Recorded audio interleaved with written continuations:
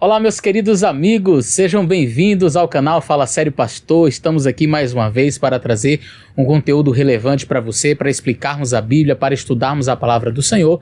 E eu fico muito feliz cada vez que posso gravar um vídeo, cada vez que eu consigo separar um tempinho para estar aqui com vocês, trazendo algum conteúdo que vá ajudar você a crescer em sua vida espiritual. Bom, o vídeo de hoje é um vídeo muito interessante. Nós vamos falar de um tema bastante delicado, polêmico. Eu queria que você, ao assistir esse vídeo, o fizesse em espírito de oração. E você buscasse ao Senhor, orasse ao Senhor e assistisse esse vídeo com esse espírito, o espírito de oração, tá bom? Compartilha com seus amigos. Se ainda não é inscrito no canal, se inscreva aí no canal Fala Sério Pastor e eu tenho certeza que vai ser uma bênção para você. Fica com a gente até o final.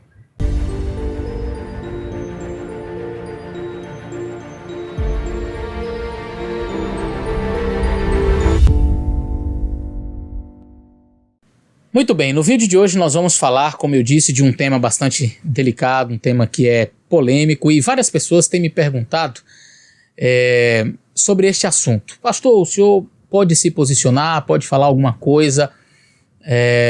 Então eu resolvi gravar este vídeo que poderá então ser útil para você. Recentemente algumas pessoas começaram a me perguntar sobre uma página na internet.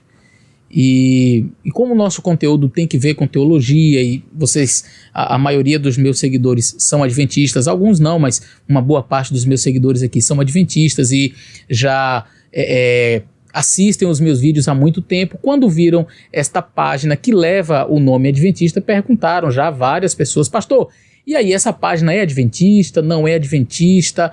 Ela representa a igreja, representa o pensamento da igreja? Eu estou falando da página, uma página da internet intitulada Adventistas Subversivo. E nessa página, uma porcentagem muito elevada do conteúdo que é ali veiculado trata diretamente do assunto da homossexualidade. E aí então várias pessoas começaram a me perguntar: e aí, pastor, essa página tem que ver com a igreja adventista? Não, essa página não representa o pensamento da igreja adventista, ponto. Ok? Isso aqui eu queria deixar claro, porque às vezes a gente fica assim meio cheio de dedo para falar: não, eu estou falando aqui abertamente. Ah, pastor, mas você está se expondo. Eu não tenho problemas com isso, eu não tenho problemas com a exposição. Eu não me amedronto diante da exposição. Desde que o meu discurso seja pautado pela palavra de Deus, desde que ele não contenha ódio, preconceito, que o meu discurso não seja um discurso ofensivo, mas que ele seja pautado pelo amor e que ele seja bíblico acima de tudo, eu não tenho problemas nenhum em falar do assunto. Portanto, esta página ela não representa o pensamento da igreja adventista. Esta página não está vinculada a nenhum organismo oficial da igreja adventista do sétimo dia. Ela não pertence à igreja adventista, não compartilha do pensamento que a igreja adventista compartilha, ok? Isso precisa ficar muito claro. Então, se você receber uma mensagem de alguém, não, isso aqui não é da igreja adventista. Hoje em dia na internet, a internet, gente, é uma terra livre, é um lugar livre. Eu posso simplesmente chegar no meu canal e colocar assim: Eleazar Domini, presidente dos Estados Unidos. Eu posso dizer o que eu quiser. Eu não sou, mas eu posso colocar presidente dos Estados Unidos. Tá entendendo? A internet, ela é um campo aberto. O indivíduo, ele tem a liberdade de colocar o nome da sua página como queira. Então, o fato de o nome da página, sei lá, Adventista Subversivo, e trazer as suas mensagens, as suas matérias, não significa que esta página, ela pertença à igreja adventista ou que a igreja adventista compartilhe daqueles pensamentos. Posto isso, eu queria então trazer algumas considerações acerca logo deste assunto, que é de fato um assunto muitíssimo importante e que está em muito evidência nos últimos dias, não é? Alguém poderia questionar: então, pastor, vocês são contra os homossexuais, a prática da homossexualidade? A primeira coisa que eu quero deixar bem claro aqui nesse vídeo é que eu, Eleazar, não quero colocar a minha posição sobre determinado assunto. Eu, Eleazar, não tenho o direito de ser contra ou a favor. Eu, Eleazar, não quero me posicionar e aqui a opinião do Eleazar. Não, pouco importa a minha opinião. Pouco importa o que eu penso. Pouco importa o que o pastor A, pastor B, o teólogo A, o teólogo B pensa. Isso para mim é irrelevante. O que importa é o que está aqui. O que importa é o que a Bíblia diz. O que é relevante é o que diz a palavra de Deus. Então a primeira coisa que eu gostaria assim, de deixar claro é isto. A minha opinião é que ela fique em segundo plano e que a palavra de Deus apareça e que ela responda aos questionamentos. Ok, pastor, já que é para a palavra de Deus aparecer, então o que a palavra de Deus fala sobre este assunto? Bom, então precisamos ir para a palavra do Senhor para saber o que ela diz sobre este tema.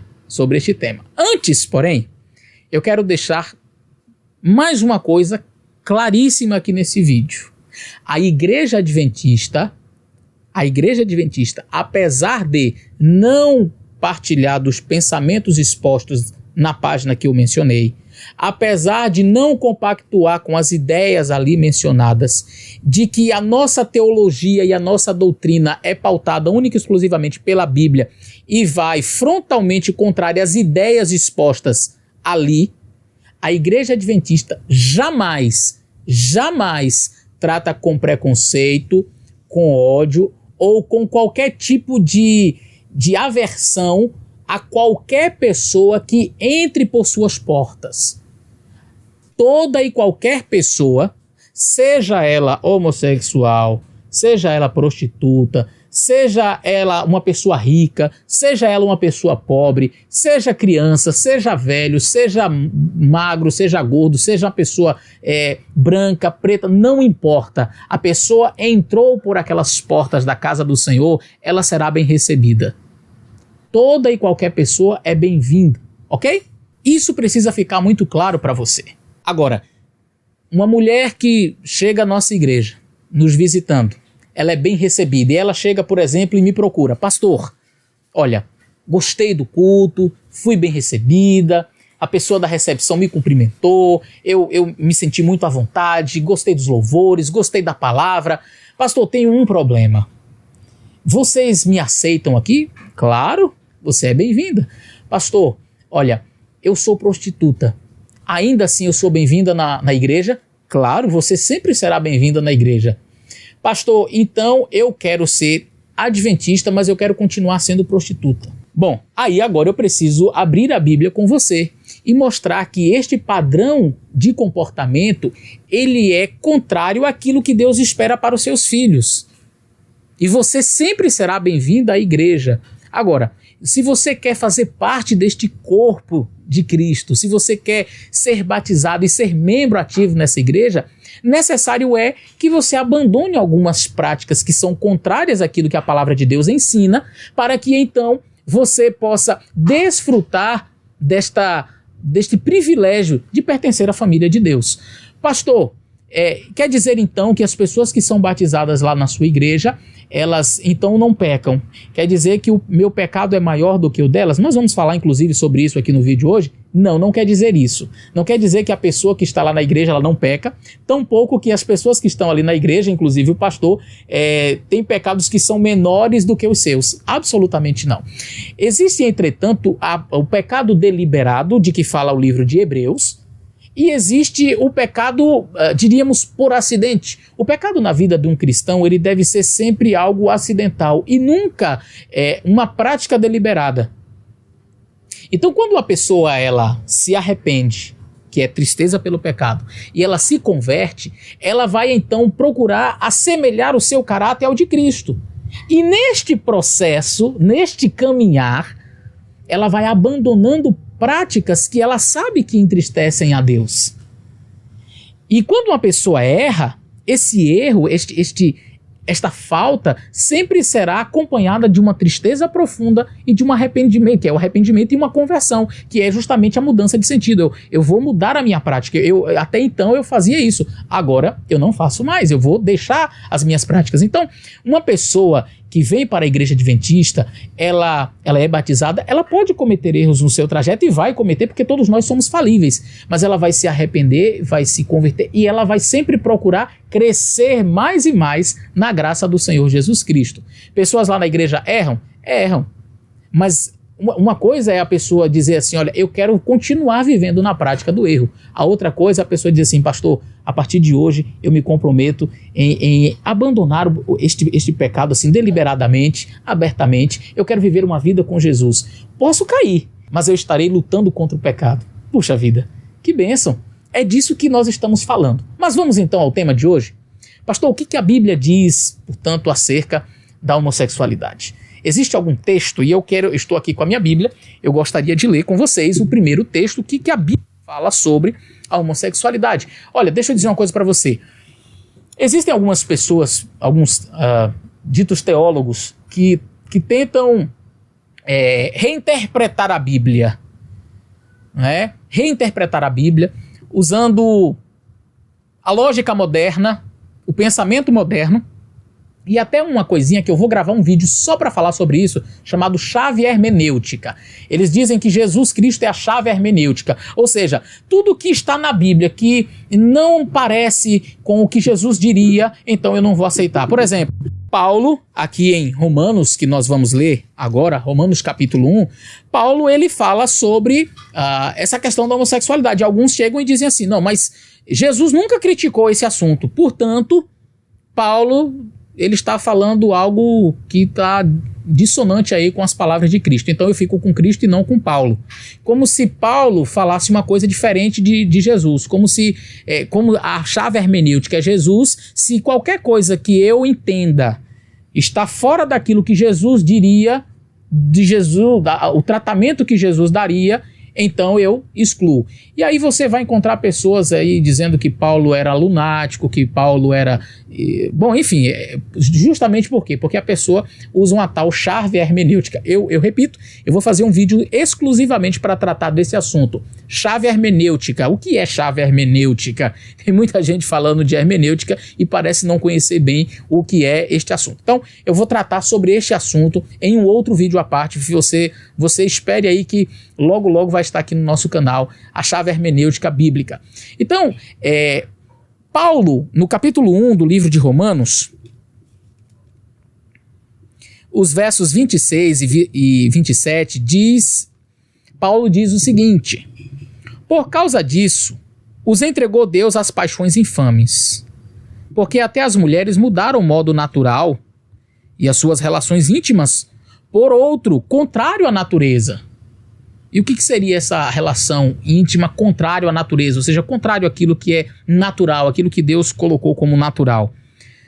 Semelhantemente, os homens também, deixando o contato natural da mulher, se inflamaram mutuamente em sua sensualidade, cometendo torpeza, homens com homens, recebendo em si mesmo a merecida punição do seu erro. Então aqui não é a palavra de Eleazar. Como eu disse, não é a minha opinião. Ah, pastor, o senhor está falando isso. Não, eu estou lendo a Bíblia. Você pode ler também. E como eu disse, existem alguns teólogos tratando dessa questão da chave hermenêutica e outros que tentam reinterpretar. Bom, Paulo disse isso. Alguns dizem que Paulo era lunático, né? Já descartam Paulo. Outros tentam fazer uma harmonia inexistente. Eles querem dizer que Paulo disse o que Paulo de fato não estava dizendo. Então dizem assim, não, Paulo escreveu isso aqui, mas não era bem isso aqui que Paulo estava querendo dizer. O assunto aqui é outro. E aí ele começa a meio que inventar toda uma história e dá uma aparência assim de teologia, sabe? Não, porque o aspecto científico, porque o aspecto, veja bem, na cultura, porque naquela época, porque assim assado. Então quando Paulo está falando isso aqui, Paulo não está querendo dizer o que... Não, Paulo disse o que ele queria dizer. Quando Paulo diz que o homem deixa o uso natural, aqui a Bíblia diz assim, olha, verso 27, semelhantemente o homem também, deixando o contato natural, o contato natural com a mulher, né, da mulher, se inflamaram mutuamente em sua sensualidade, cometendo torpeza, homem com homem, e recebendo em si mesmo a merecida punição do seu erro. Então, isso daqui é o que Paulo quis dizer. Paulo disse o que ele realmente estava querendo dizer. E nós precisamos ser honestos. E não ficar tentando burlar o texto, ou tentando fazer o texto dizer aquilo que o texto realmente não quis dizer. Se Paulo escreveu isso, era isso exatamente o que ele estava querendo dizer. Concorde você ou não concorde você. Ok? Bom, diante disso surge uma pergunta inevitável. Pastor, a prática da homossexualidade é pecado? Mais uma vez eu digo, não sou eu que tenho que dar essa resposta. A minha opinião pouco importa. O que eu acho, não importa. O que a Bíblia diz sobre este assunto? É pecado ou não é pecado? Vamos ver o que diz a palavra do Senhor aqui em Levítico capítulo 18 e o verso 22. Levítico capítulo 18 e o verso 22. Quem tem que responder é a Bíblia. E a Bíblia diz o seguinte, em Levítico capítulo 18 e o verso 22. Com homem não te deitarás como se fosse mulher. É abominação. O texto é extremamente claro. O texto não deixa dúvidas. A Bíblia é clara e taxativa. Com homem não te deitarás como se fosse uma mulher. É abominação. Não, veja bem, porque os povos naquela época, porque se fazia assim, se fazia assado, porque tinha esse tipo de pensamento. Está escrito. É o que está escrito. Então é pecado, ponto final. Não tem o que eu ficar tentando dizer o que o texto não estava querendo dizer. Não adianta querer forçar a Bíblia a dizer uma coisa que ela não está dizendo simplesmente porque eu não concordo. Então assim, é muito mais fácil, eu acredito que seja muito mais fácil, caso a pessoa queira decidir, não, eu quero viver assim, então ok. Só não tente buscar amparo na palavra de Deus. Você pode tomar as suas decisões, você é livre para isso. Você pode tomar as suas decisões, fazer o que você bem entende da sua vida. Só não queira que... É porque parece que assim, eu tomei a decisão e alguma coisa ficou martelando, é o que parece para mim, tá? Parece. Alguma coisa ficou martelando aqui dentro, sabe? Eu cresci ouvindo que aquilo é errado, então eu vou pegar a Bíblia e vou tentar reescrever a Bíblia de uma maneira que meu coração fique mais tranquilo e que minha mente fique sossegada. Agora eu estou em paz porque, bom, eu consegui agora meio que reescrever o texto, reinterpretar esse texto à luz de uma hermenêutica moderna, de uma hermenêutica problemática. Então sejamos honestos com o texto. Quando o texto diz, Levítico capítulo 18, verso 22, com homem não te deitarás como se fosse mulher, é abominação, ponto final. Quem disse isso? Deus, acabou. Deus considera assim, Deus considera como uma abominação, um pecado, ponto. Mas eu não considero, tudo bem, é seu direito, é seu direito, você tem o direito de pensar assim, você só não pode dizer que a Bíblia pensa como você. Pastor, então quer dizer que o pecado da homossexualidade é maior do que todos os pecados? Ele é mais grave do que todos os pecados? Quer dizer que esse é o pior pecado que existe? Claro que não, todos os pecados eles são ofensivos diante de Deus. Seja um simples olhar para uma mulher com intenção impura, como disse o Senhor Jesus Cristo, seja o assalto a um banco, seja uma mentira pequenininha, não importa. Pecado é pecado. Não importa qual o tamanho do pecado, qual a gravidade, e aqui eu estou apenas mencionando pecados, tá? Não estou fazendo comparação, para que ninguém diga, olha, ele estava comparando a prática da homossexualidade com isso e com aquilo. Não é disso que eu estou falando. Sejamos aí honestos também com a minha fala, tá? Eu estou falando assim porque, às vezes, algumas pessoas, elas gostam de torcer aquilo que a gente está dizendo. O que eu estou dizendo para você é que não importa qual pecado se comete, seja ele grande ou pequeno, todos os pecados são simplesmente ofensíveis a Deus. Romanos capítulo 6 e o verso 23 diz o seguinte para nós. Vamos ver aqui o que diz Romanos capítulo 6 e o verso 23. Eu quero ler aqui com vocês. Romanos 6 e o verso 23. Vamos ver. Diz assim: porque o salário do pecado é a morte, mas o dom gratuito de Deus é a vida eterna por meio de Jesus Cristo, nosso Senhor. Pronto. Salário do pecado. Que pecado? A Bíblia não está preocupada em dizer se o teu pecado é maior ou menor. A Bíblia não está preocupada em ficar montando uma espécie de régua para dizer esse pecado é maior, esse pecado é menor, esse pecado aqui é mais grave, esse é menos grave. Simplesmente a Bíblia coloca pecados e diz que o pecado, o salário dele é a morte. Acabou. O salário do pecado é a morte. Que pecado? Qualquer pecado. Pastor? E é. Então quer dizer que se você contar uma mentirinha e tal, você não vai para o céu. Se você não se arrepender e seu pecado ficar anotado, se você não se arrepender deste pecado e ele ficar registrado, não. O salário do pecado é a morte. Mas o dom gratuito de Deus é a vida eterna. Para eu ter a vida eterna, eu preciso aceitar a Jesus. E quando eu aceito a Jesus, e aqui algumas pessoas confundem um pouco, algumas pessoas, eu já vi, quando nós falamos sobre esse assunto, alguns dizendo assim, não, mas eu tenho Jesus no meu coração. E quando eu tenho Jesus no meu coração, o que mais importa é o amor. Algumas pessoas, elas parecem que têm dificuldade em entender que o amor de Deus não anula sua justiça, que o amor de Deus não anula suas palavras. Parece que para algumas pessoas funciona assim: Deus me ama, Ele se importa com aquilo que eu sou, o mais importante é o amor. Quem eu amo, isso não é importante. O importante para Deus é o amor. Deus quer saber o que está no meu coração e acabou. E o mais importante é isso, é o amor e pronto. Então, como se assim, o amor invalidasse, por exemplo, a palavra de Deus. E alguns até, de maneira exegeticamente equivocada, usam o texto de Paulo. Aqui permanece a fé, a esperança e o amor. Lembra desse texto em Coríntios? Lá em Coríntios 13? E alguns dizem assim, havendo línguas passarão, havendo profecias desaparecerão. Tá vendo, pastor, que o mais importante é o amor. Acaba tudo, desaparece tudo, porque o mais importante é o amor.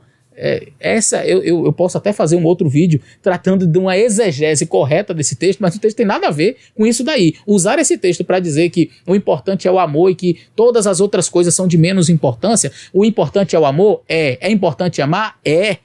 Deus nos ama? Sim, mas nós não podemos criar uma dicotomia em Deus que simplesmente não existe. Uma dicotomia a partir das minhas ideias, dos meus pressupostos. Então, eu quero fazer determinada prática, eu quero cometer determinadas coisas, fazer determinadas coisas que a Bíblia condena, a palavra de Deus condena. Então, em nome do amor, Deus abre mão de sua palavra simplesmente para que os meus caprichos pessoais não sejam condenáveis? Absolutamente não.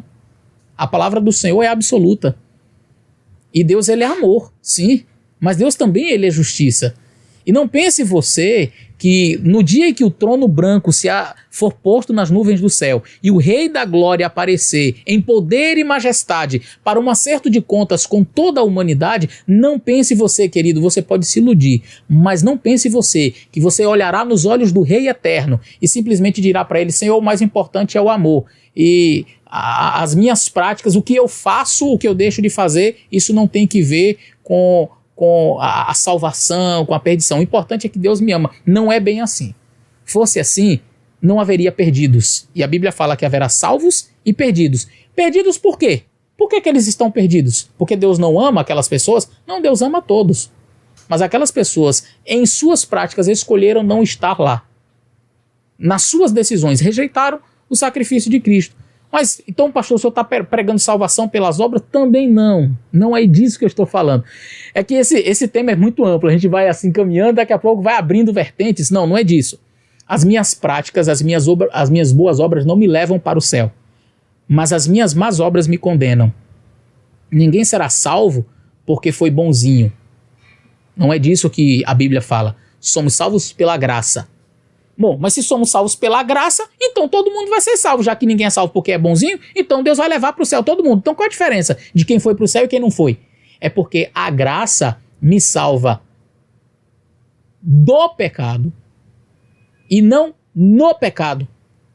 Algumas pessoas confundem as coisas e acham que a graça de Deus, ela vem para a minha vida e uma vez que ela chega na minha vida, pronto, eu tenho a graça, estou salvo e acabou. Mas não vai mudar de vida? Não, pra quê? Se já aceitei Jesus.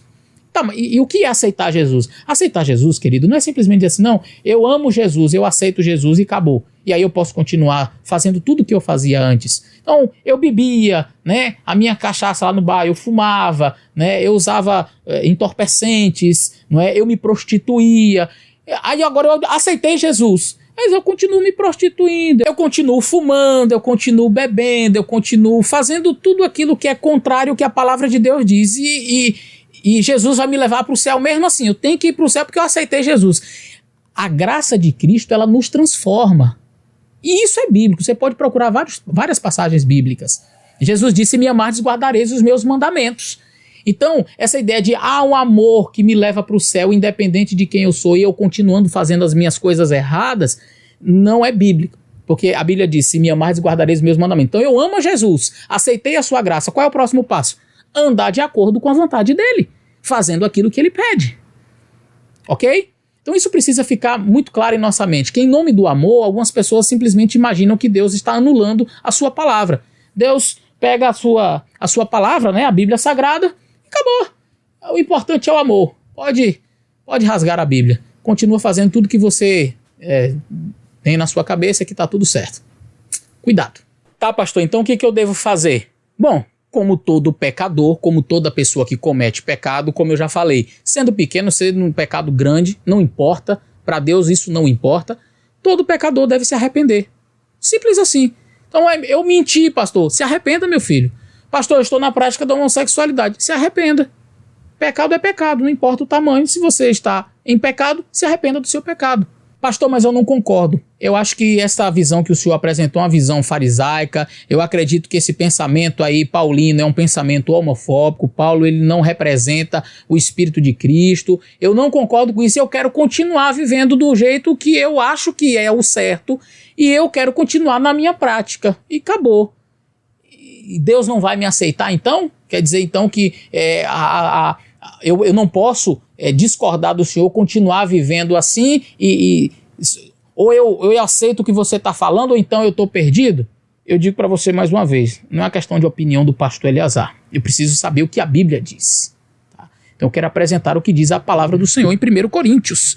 Quero ler aqui na nova versão internacional, o texto de 1 Coríntios capítulo 6, verso 9 a 11, que diz assim: Vocês não sabem que os perversos não herdarão o reino dos céus? Ou o reino de Deus? Não se deixem enganar. Nem os imorais, nem idólatras, nem adúlteros, nem homossexuais passivos ou ativos, nem ladrões, nem avarentos, nem alcoólatras, nem caluniadores, nem trapaceiros herdarão o reino de Deus. Assim foram alguns de vocês, mas vocês foram lavados, foram santificados, foram justificados no nome do Senhor Jesus Cristo e no Espírito do nosso Deus. Na minha outra versão bíblica, aqui, a Almeida, diz assim, verso 9, Não sabeis que os injustos não herdarão o reino de Deus? Não vos enganeis, nem impuros, nem idólatras, nem adúlteros, nem efeminados, nem sodomitas.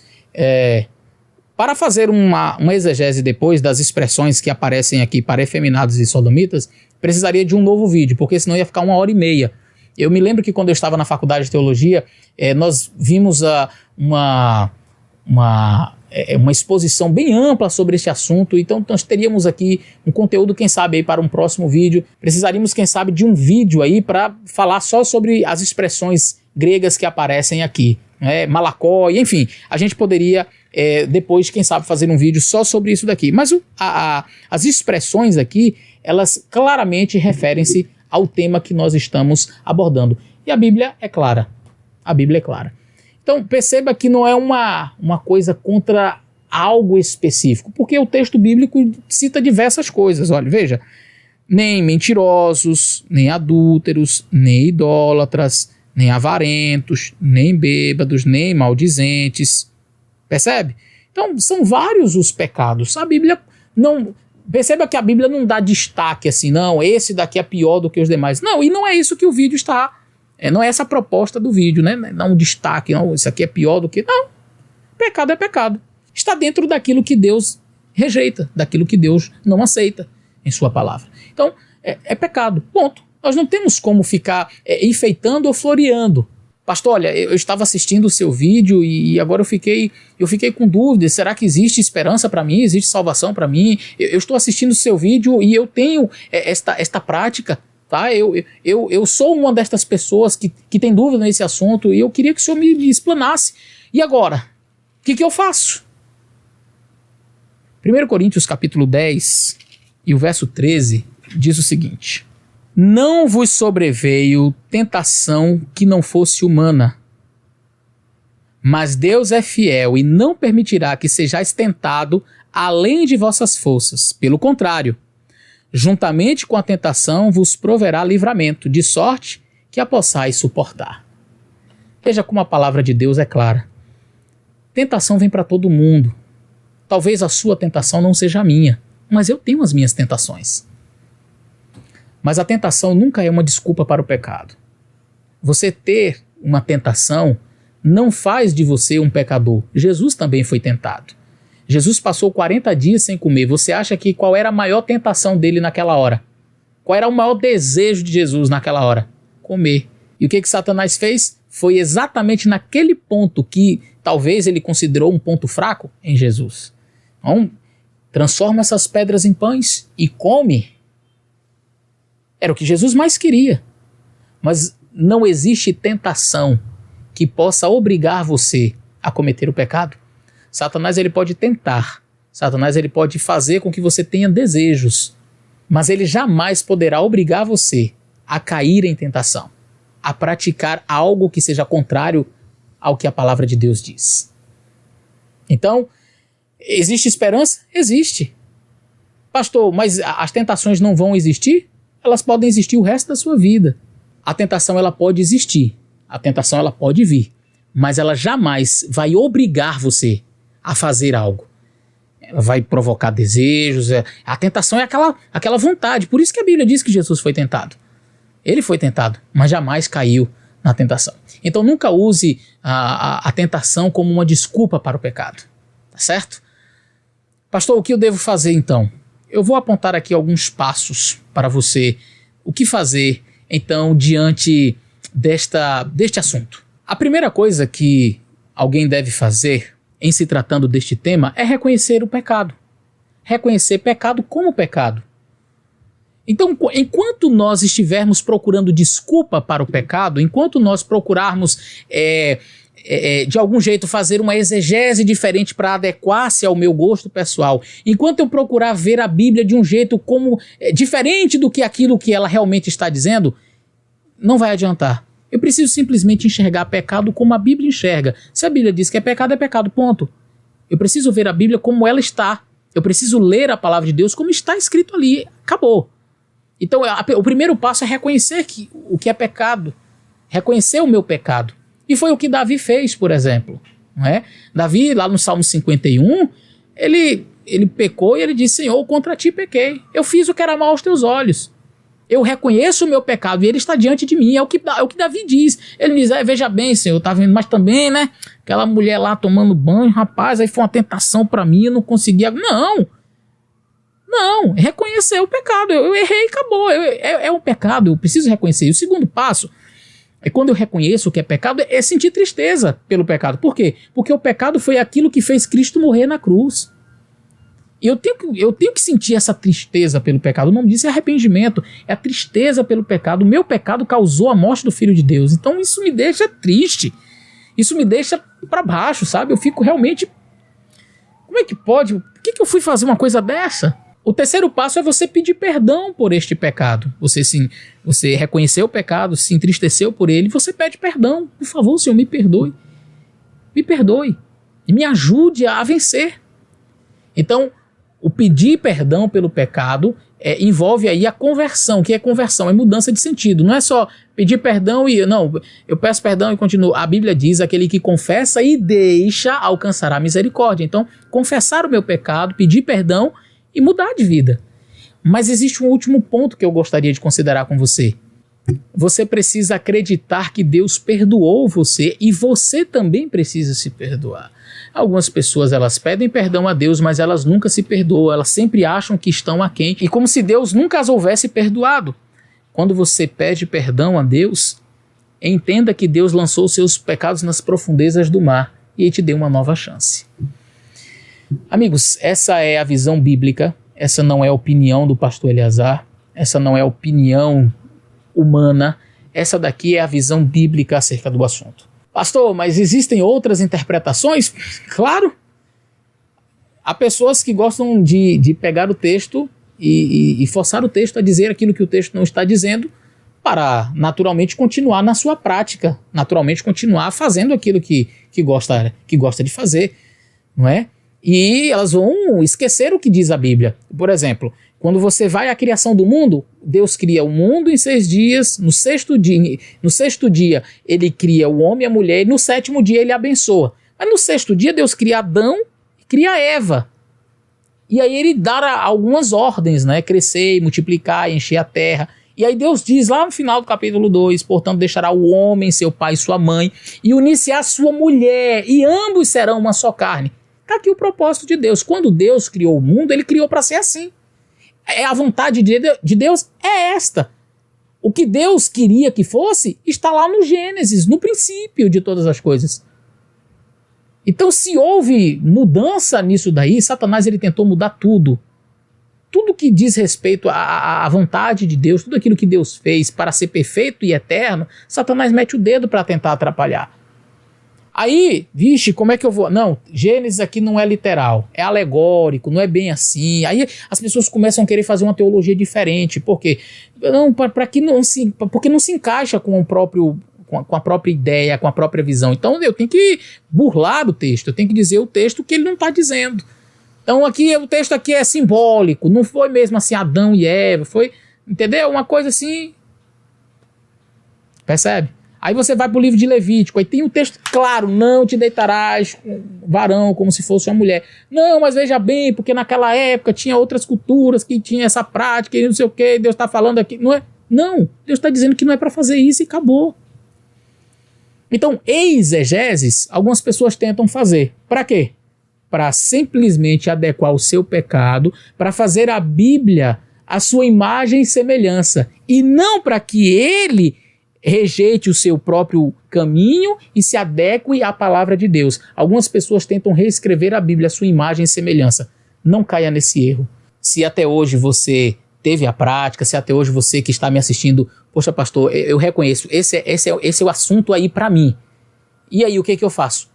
Leia a palavra de Deus, veja a Bíblia como ela está, entenda a palavra de Deus como ela está, e não como algumas pessoas querem que a Bíblia diga o que ela não está dizendo, para se adequar então à sua própria realidade. Que Deus possa te abençoar e que esse vídeo tenha sido útil para você. Até o nosso próximo vídeo.